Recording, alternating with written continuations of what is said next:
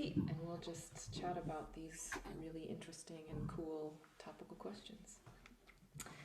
So, first of all, thank you so much for agreeing to do this. I think it's going to be a really cool tool for people in your generation to see artists talk about the importance of voting and what it's like to be voting as a musician and for the first time in a presidential election. So, this is your first presidential election, right? Yeah, it is my first presidential election. I voted in the last midterm election, but I was too young for the last presidential one. Right, right. Amazing. So, what does it feel like to be voting for the first time and particularly this particular presidential election? Mm. Yeah, uh, it definitely feels different from the midterm election from 2 years ago.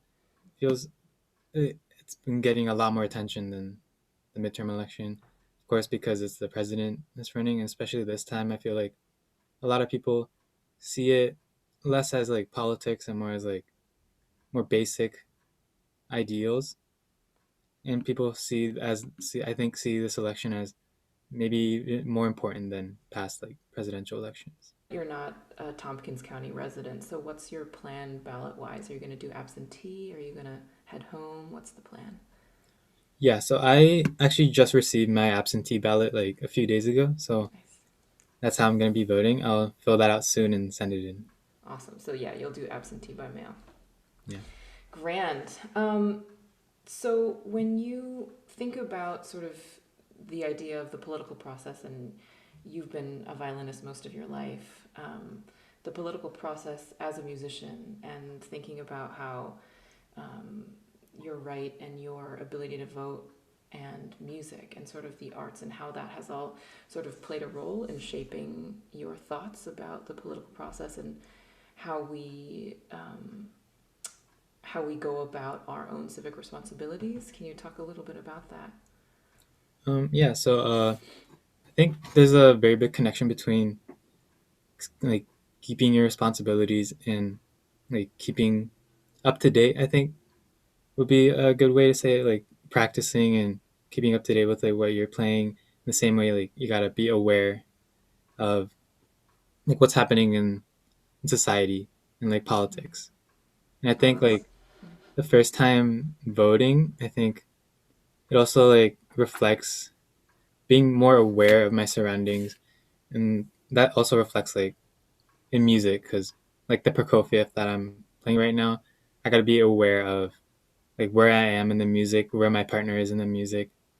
So I think there's like a pretty big connection there. oh, I love that. That's a really really nice parallel that I don't know that even I've ever thought of. So that there's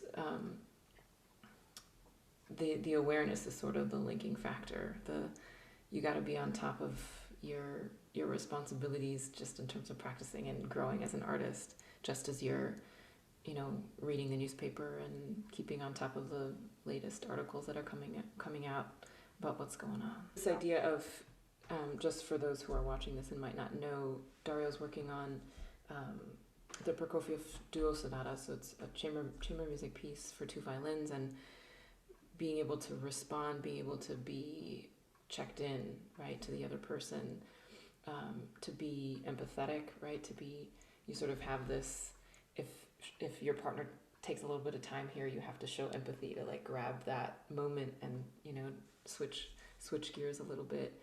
Um, and as you said, kind of like for me, chamber music is about listening, right? You have to sort of open one side of your space to just receiving, right? Because we worry so much. I fall into this trap too, where I'm going to make sure that I'm playing well and I'm doing my part, for the group, and I'm putting out beautiful things. Um, but it's so much about listening, and I think that's a really cool connection to draw.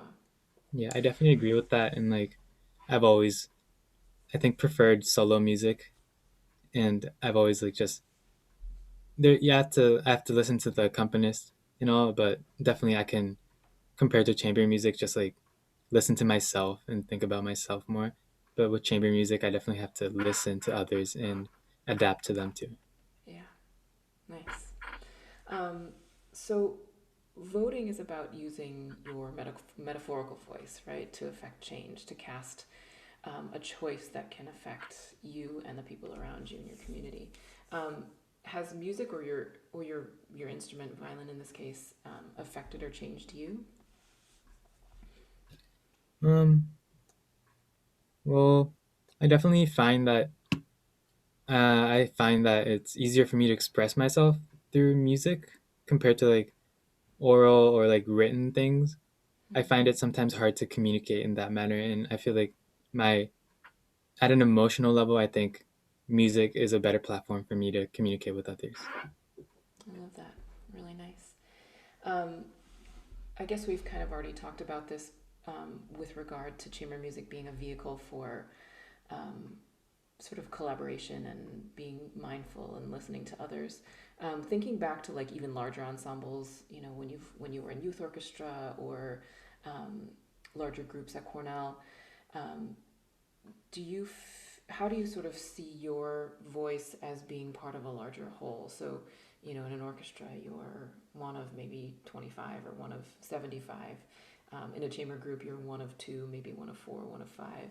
Um, how do you see like the individuality of that impacting the larger whole and then likening it to the act of voting? Yeah, so I think a very big, I think, similarity between playing in an orchestra and voting is that it's easy to fall into the trap where you're like, I'm just one member of this big group, and my whether or not I practice and whether or not I sound personally good doesn't really affect the whole. But when you think about it, it's every single person needs to sound good in order for the whole group to sound good. In the same way with voting, you can you can fall into the trap of thinking, "Oh, my vote doesn't count. It's just one vote out of so many." But when so many people do that, the whole system falls down and it doesn't work. So, like we need everybody to like vote and get up to their responsibilities. Nice step up. Yeah, really, really right. I think those are all of our talking points for today. Thank you so much for agreeing to do this interview and for sharing a little bit of your beautiful playing. And I'm really proud of you. I'm really excited to hear your thoughts on this. You know, we don't get to talk about this kind of stuff in lessons very often. So, really, really nice to hear your thoughts. And thank you for sharing. Thank you for having me. Yeah. All right. Signing off.